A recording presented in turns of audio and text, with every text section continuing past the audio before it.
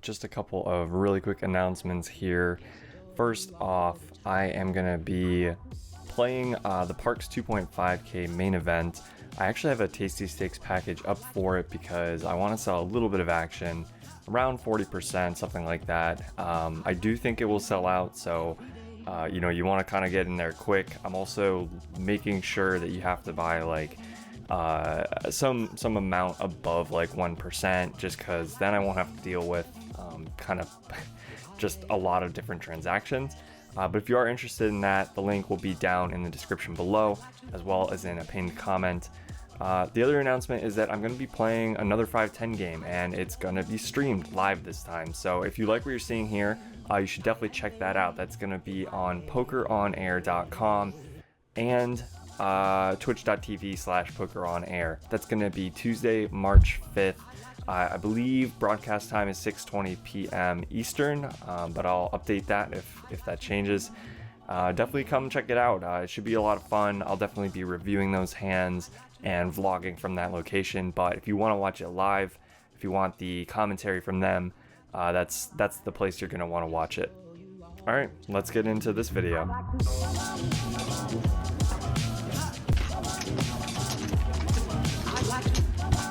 4 players.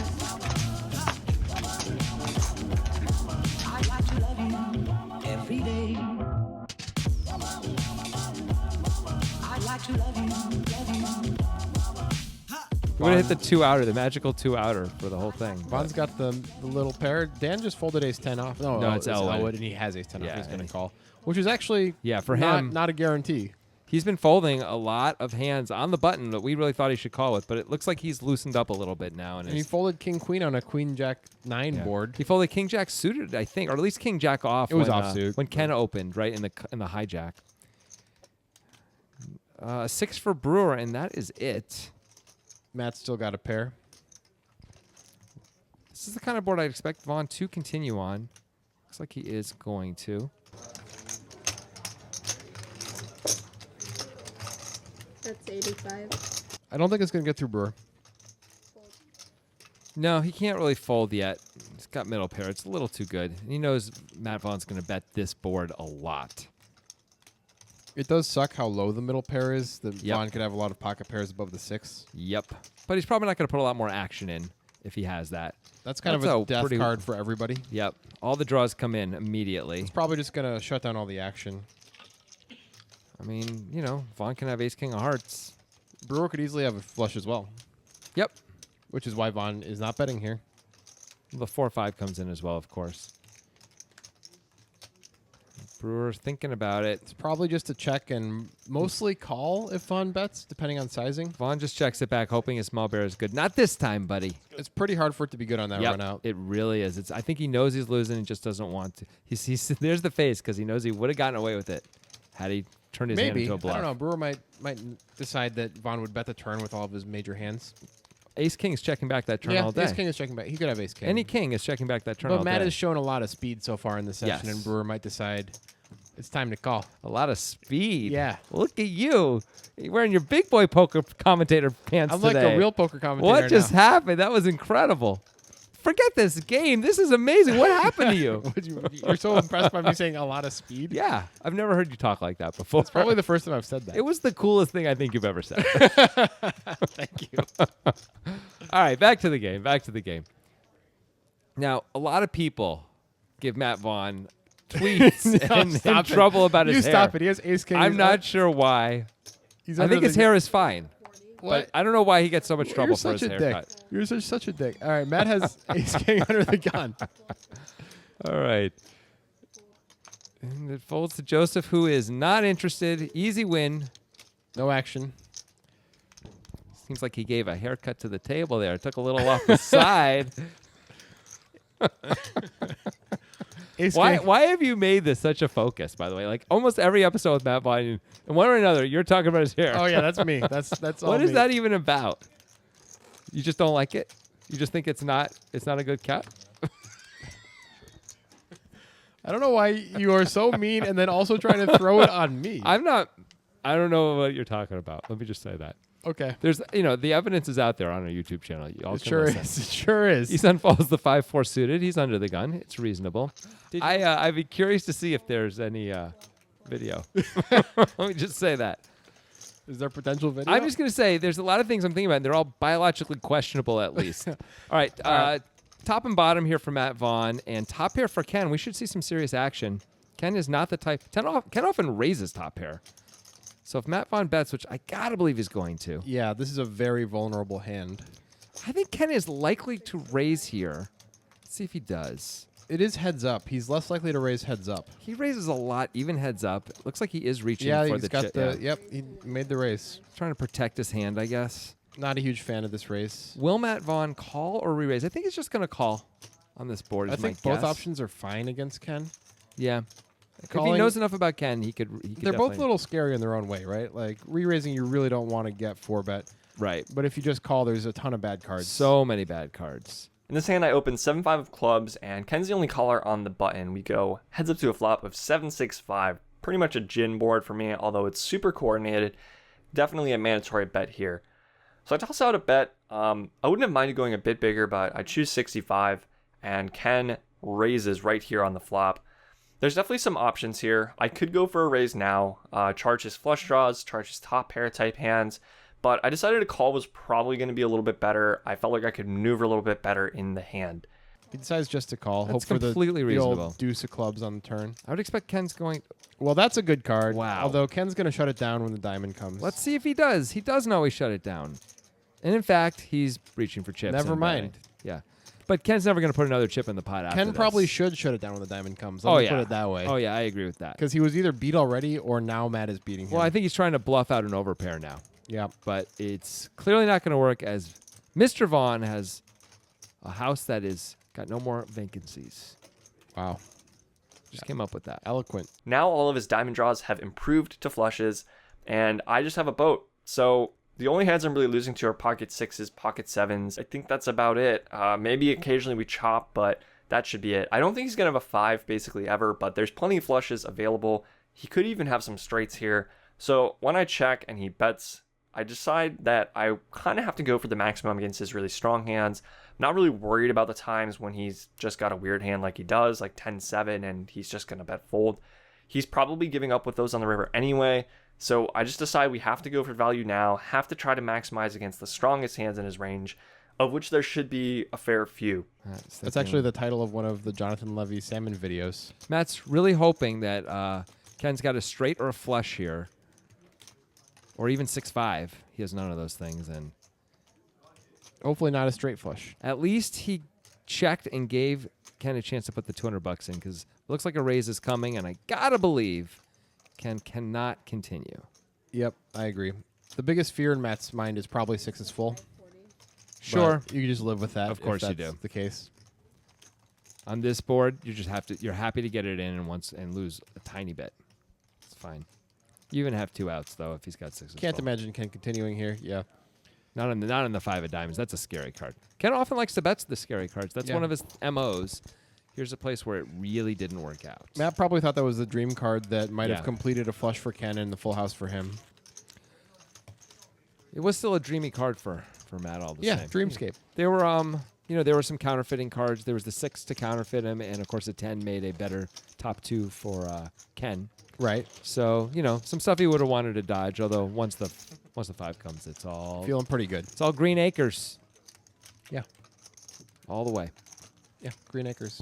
Is that your favorite TV show when you were a kid? The salmon show on the Playboy Network was pretty good. Oh, but yeah. That one's good. just- Did you have to like move the bunny ears around to get the fuzzy Playboy salmon show? You just really hope Mom isn't coming up the stairs. You know what I mean? All right. So here's Matt Vaughan. Brewer blind raise under the gun again. Yeah. 70, fold. Matt Vaughan with the 3-bet, but it's really just a normal raise. It's important to think about it that way. Digital Dan could absolutely 3-bet this. Yep. That would be a Looks reasonable like decision. in fact, he is 3-betting. I love it. I like this play. He's going to win a lot post-flop. I don't think Matt's going to fold pre-flop. Agreed. It's 130 to call here. With 300 in the pot already and another 1.4 back, I don't think he can fold. But He can have the best hand pretty easily, not only set mining. true, but it may be hard for him to realize his equity. Right, he might have to on, flop like a gut shot Yeah. in order to continue unless he flops a set. Gut shot at a minimum. But there's so often there's going to be an overcard and even multiple overcards on the flop. Of course, there are other flops that are going to be a problem for him as well, as we see. 2 7s, diamonds, things That's like a that. flop that he cannot fold on. Unless Dan sizes it really big. I guess if Dan bets 500, Matt can fold. I can't imagine he's going to do. I would expect Dan's going to bet about 200 again, give or take. Dan's been downsizing in Yeah. 3-bet pots. He might even Down bet betting. something like 150. Yeah. I mean, a lot of time, Matt will just have missed. And he's going to bet 200. 200. That's probably going to keep going. And then the question will be, what happens on the turn? The turn should be the 8 of diamonds, obviously. Well, that's too coolery. I was Oh, is thinking just more like the 4 of diamonds. So keep things interesting, you know. I think Matt would be check folding on 4 diamonds. He does call. He doesn't like it, but you got to call on that board. I hate that feeling. Yep, me too. Well, that's a card that Matt must like because It's so hard for Digital Dan to keep going here. How can he bet? right, with an Matt has overpair more here? 9s in his range than Oh, Dan yeah. does. Matt could have 9-10 suited, Jack-9 suited, 8-9 suited, Ace-9 suited. By the way, it's also a 3rd spade. Right. I didn't even notice that. Yeah. 5 of diamonds on the river. All right, Matt just gets to win with the check Well, is my guess. I mean, Digital Dan could bet here if Matt checks again. No, Digital Dan could that's bet true. kings or something like he that. he could be repping Jacks plus by Yeah. betting again because Matt's checked twice. It's not an once. easy spot for Matt at all. If Dan bets, $450 on the river, $500 on the river. It's tough to pull the trigger on that bet. But Yep. it would make sense. It would be a reasonable value bet with any overpair. Matt checks, and now you have to think if he had a flush, he'd bet. If he had trip 9s, he'd bet, trying to get called by the overpair. And so that's the reason to go for it. Matt Vaughan can be a little sticky. At least he claims he can be sticky. I don't know. Well, maybe Look we'll at that find beautiful split screen. out. You really get the full. Oh, and he gives up. In this hand, we are playing another blind raise pot. So Brewers technically blind raising the 20 under the gun. I've got pocket 8s in under the gun +2, and I bump it up to $70. I was opening a bit bigger than everyone in this table, but that was pretty much my standardish sizing in these hands. Digital Dan ends up 3-betting. It says 4-bet, but it's actually 3-bet to 200. And when it folds around to me, I think I'm getting a little bit too good of a price to fold just now. I don't have to continue on every board, but I'm also not just set mining. The board ends up coming down 9-4-3 two-tone, and I think this is one where we have a pretty mandatory check call when Digital Dan bets 200. So that's what we do, and we go heads up to a turn, which is a pretty great card for me. The 9 of spades, maybe I don't prefer a spade, but when it comes down a 9, it's just super hard for him to continue bluffing. I have plenty of 9x in my range, and even with 10s plus, he's not going to love betting, which means that he probably isn't going to bluff a lot either. But even if he does bet here, I would weigh him more heavily towards bluffs than value. He does just check it back though, and the river 5 of diamonds doesn't really change anything. I thought about betting just because I was a little bit nervous that if I checked, I would open the door for him to bet, and I wasn't really going to be sure if he would have bluffs, if he would only have overpairs. But in the end, I felt like if I did bet, I would only ever get called by better, and I would get snap called by better, but never get, calls from worse, basically. So I just decided to check. Luckily, Digital Dan checks his bluff back, he just gives up the hand, and we get to take 1 down. It's understandable, but And Matt feels great. I think a river bet would have gotten through. I think most sizes would have gotten through. Yeah, you can't bet 300 there, but Yeah. $500, $550. I think that's usually getting through. Oh, I think we're having. Is this a bomb pot? I think they're negotiating a bomb pot. All here. right. So why don't you tell the people what a bomb pot is? All right, so a bomb pot is where everybody puts in a predetermined amount pre-flop, and we see a flop. Everybody gets their cards, and then they play out the rest of the hand. That's So we're right. going to go 8-handed to the flop, have betting, and then go to the turn and river as a normal hand. Basically, yeah. Once the flop's going to come out, they're going to play it as normal, but there'll already be $200 in there. And just so everyone knows, the button won't move. Right. So whoever is on the button here, which is Stuart, he's going to be the button next to him as well. Technically, you called pre-flop, so It's not a bad strategy. And for those who aren't immediately putting things together, you need a much stronger hand to continue in a bomb pot than in any other scenario. Right. Now, no one really has anything here, I see. Oh, actually, the Jack of Hearts for Isan, he's got a royal flush draw, and so does Matt Vaughan. Okay, they have something. Yeah, there's 2 royal flush draws, but nothing else. Yeah. Looks like Matt's going to bet his. These guys could really put a lot of action in if they wanted to with 2 royal flush draws. Especially Isan, who's got the nut draw here. He knows he's got the nut draw 2 ways. I think Isan should raise here 100% of the time. This is a bomb pot. When he raises, he knows for sure that nobody has the nuts, and he's repping the nuts. Nobody can do anything about it. This is a slam dunk raise. He has outs against everything. I really don't like the call. I think it must be a raise. Well, he does have the whole world behind him at least. It doesn't matter. He has the jack of hearts. What can they he can have? raise on the turn once he sees that there aren't 4 people in That's in fine. like sets and straights and stuff like that. I really would have liked him to raise by now, but if he doesn't I think raise the turn is fine. Is Matt even going to bet, though? I don't feel like he should be betting too often here. I mean, Matt didn't get raised, so Matt is, I guess, deciding because he's got the 10 of hearts, he's going to rep a flush. I mean, that's all he's repping now when he bets Isan again. could have called with the nuts, as you're saying. He's going to rep the nuts at some point, right? Yeah. Like, if you're going to have the jack of hearts, you have to rep the nuts at some point. I think so in a bomb pot specifically. I think it's time to raise. Make it a solid, what, $700? Yeah. That seems fine. It looks like he's just going to call. He is going to call. So I guess problem with this, as it turns out, a heart coming in is going to get him paid. But, well, that's a weird Well, card. Matt makes a straight, but Matt has the best can't hand. really feel like a straight is that good. Isan can have a low flush. He's going to try and fold out a baby flush. Wouldn't Isan play a low flush like this the whole way in a bomb pot? He just might do that, yeah. I have the 10 of hearts in my hand. The deuce of spades is pretty irrelevant, doesn't really connect with the board. I decided to bet out here. I don't think it's mandatory, but I think that in general, people play probably a little bit too snug in bomb pots, and I think that betting multiple times, I'm going to be able to get people off of things like an ace, off of things like 2 pair, and I have a pretty relevant flush and straight card blocker with the 10 of hearts in my hand. So I throw out a bet, Isan calls, and as you can see, I'm in pretty bad shape going into the turn. But I decided to continue telling the story, planning to pretty much barrel down and only really change my plan if I improve sometimes. End up getting called again, and the river definitely bails us out here. It's an offsuit jack, so even though I don't have the nuts, there's still flushes available. I felt like my hand was going to be good pretty often with Broadway.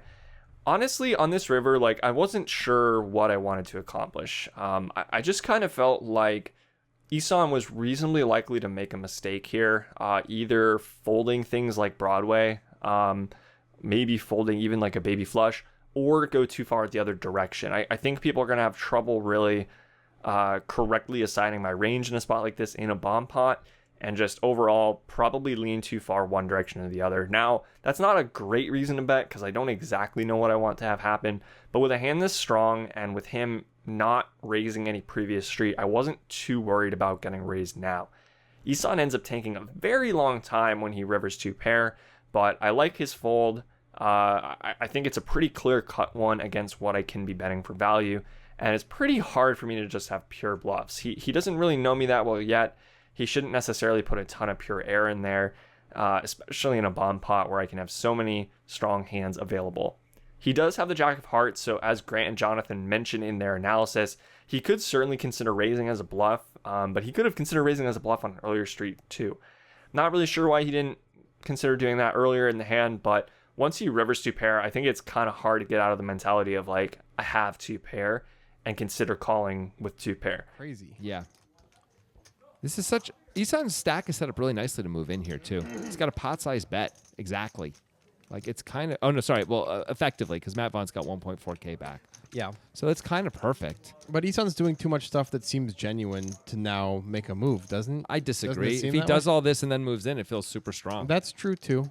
But And usually he looks very genuine there. Maybe he's a great actor, but most players aren't that good at it. Matt's not even looking at him, though. I think he's looking out of the side of his eye. I don't think he is. I think he's trying not to give anything away. I don't think. Why do you think he has that haircut? Full visibility. Wow, there you go, taking shots at the hair again. I Every episode you go after his jumped hair. on the Levy train. Every episode. Why do you have to be like that? When I try to make a joke, you have to be like that. Why? Isan's really thinking this one through. He's cracking his I knuckles. noticed you didn't answer my question. Pulls it back. I don't think you can call here, Isan. I think it's a fold or a raise. Dang it, I don't know what to do. Boy, if Isan raises the flop, they might get it all in, and then Matt rivers the straight. That would have been pretty brutal. I think Matt folds if Isan raises the flop. Oh, maybe because he doesn't have the... Yeah. He could be drawing dead. Yeah. very easily. Yeah. Because Isan's repping just the nut flush. Yeah. Because Matt was in early position in this bomb pot, by the way. Let's not forget about that. See, now after all this, it's really hard to raise. It is. Although, again, if he actually did it, you might think, whoa, what's with all the Hollywood? You want to see one? I might show one. I think I have a general idea of what you have. I don't think you know what he Nope, has, Matt. I don't think so either. Isan's really taking his time with this. Shows the jack of hearts. Now it looks like Isan has 2 jacks, right? Like he rivered a set. What else could it be? So what I'm saying is that raise the flop. I mean, I know. Fucking. Wonder if Matt thinks they're chopping. Yeah. Wow. Is that good? You haven't folded yet? No, yeah, man.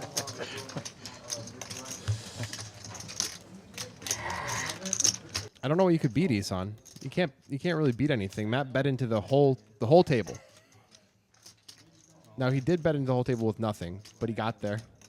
So maybe there's something there. Just seems really optimistic to call with bottom 2 in a bomb pot this way. Just seems really optimistic. When you had a perfect raising card too. Yep.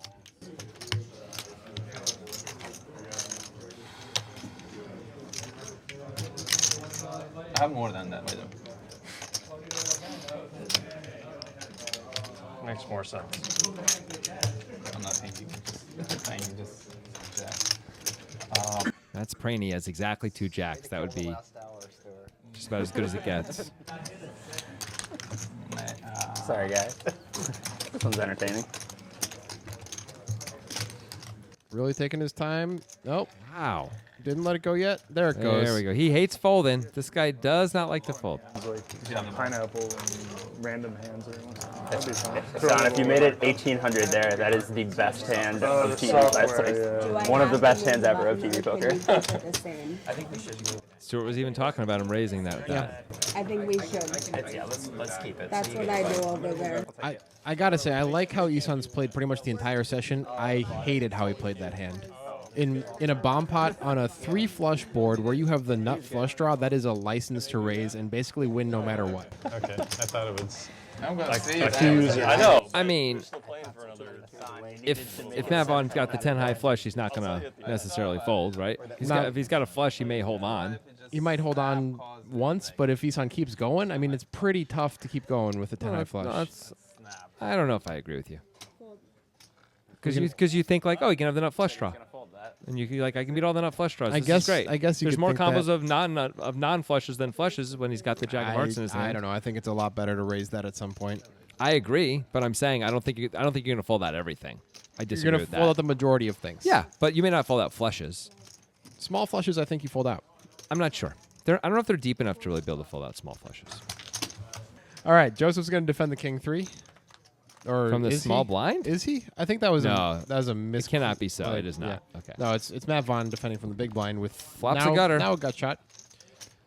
Brewer's going to bet because Jack Assume- 10-10 doesn't hit that many hands. I would think Matt's just going to raise this up a lot, right? It's a good time to race.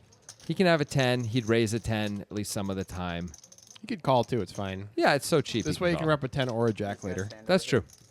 It's okay to call here, for sure, especially with the overcard. In this hand, Brewer opens on the button, and I'm in the big blind with queen 8 off, and I defend. The flop comes Jack 10-10 rainbow, and I face a c-bet pretty small. Decide to check call instead of check raising. I think both are pretty reasonable, but I thought if I was check raising every gutter, I would probably have way too many check raise bluffs and probably not enough check raises for value. Plus, on a fairly dry board, I don't mind check calling my 10x sometimes, so I felt like check calling some of my gutters and possibly bluffing a later street was a reasonable way to go about the hand. Checks again. There's a lot of straight draws out there, and Brewer and Vaughan have a little bit of history at this point, so Vaughan might not be able to get it through on the river if he decides to take a shot. It's going to go check, Well, now check. he makes an 8, so it's He has the best hand. probably just going to go check now. Yeah, Brewer probably won't feel the need to turn ace-9 into a bluff. It's going to be one of those spots as Brewer where you don't really want your opponent to check because that usually means you're losing. Wait oh, a Matt's going second. to go for a bet. Whoa. This must be value. He's putting Brewer on ace high, or else I don't Or a small understand pocket pair. Yeah. This is pretty interesting. Wow, is it going to work? Brewer's strongly considering it. This one of the straight draws, two of the straight draws did get there. Yeah, Queen 9 gets there. 7-9. 7-9 gets there. You just would never think in a million years he's betting an 8. It's a cool bet. Really going for some seriously thin value here. I mean, Brewer could have a jack or an overpair when he checks back the turn too. But Of course he could. The turn ends up coming the deuce of clubs, and it just goes check, check here. I was planning to bluff the river, but the river ends up coming in 8, and I actually think I have the best hand here almost always. I think king, queen, ace, king are all out there, maybe even some worse ace-x, and I don't think Brewer's going to have a jack all that often, and a 10 probably never. So I decided to go for a bet here. I don't really love my sizing. I think I should be either going a lot smaller so that he feels kind of forced to call with a wider portion of his range, or a lot bigger, as Grant and Jonathan mentioned in this video, kind of to just look more polarized than I actually will be in this spot. Brewer thinks about it for a while, but does ultimately fold, and yet again, just kind of running good, picking up spots, and going to take more hands down. Of course he could. And that's the problem. And Brewer folded ace high, so I guess didn't work out that well. What do you call with 2 6s is the question. Probably not, right? If he folds ace probably high, it's not. probably all the same. Yeah. Here's Joseph with the ace 5. Hijack. It's good enough. Trying to climb out of that hole. Matt Vaughan has nefarious He intentions. must with the jack 8 and that look on his face. You cannot trust this guy. I wouldn't. Raise to 130. This is going to be a very effective play against Joseph's hand. I can't imagine Joseph playing back, although he could. But He absolutely could. Decides not to. He generally doesn't have a whole lot of light 4-bets in him, I would say. Not many players do. In this next hand, not a whole lot happens. You'll see Joseph opens, and again, I pick a pretty bad-looking hand to 3-bet. Now, I do think this one's a little more defensible than the 7-deuce offsuit time. And you'll notice again that I'm actually looking over at Joseph before I decide to make my bet. This again just comes down to beyond sells information. I'm trying to pick things up. I'm not doing it a lot. You'll notice the only player I've 3-bet at the table with air besides him is Brewer, and that was really just in a big blind versus button spot where I thought Brewer would be super wide, and that wasn't based on beyond tells at all. In fact, Brewer had a pretty strong hand in that situation. But against Joseph, I felt like I was reading him pretty well. I wanted to kind of keep attacking, but not a crazy amount, so I picked a little bit of a better hand this time and just get one through quickly.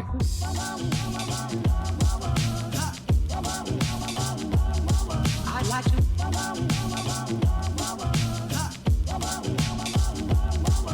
like to love you every day. I'd like to love you